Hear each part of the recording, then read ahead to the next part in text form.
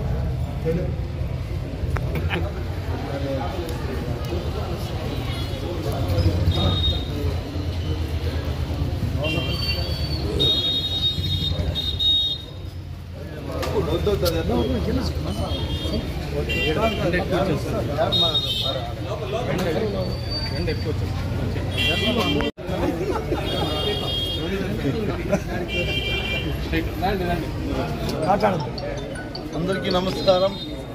ఓం నమః శివాయ. ఓం నమః శివాయ. ఏదైతే నిన్న నేను చెప్పినటువంటి మాట మీద ఈరోజు శివాలయానికి విచ్చేయడం జరిగింది. ఈ శివాలయంలో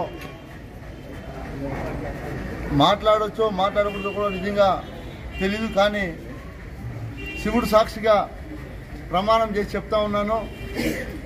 ఏదైతే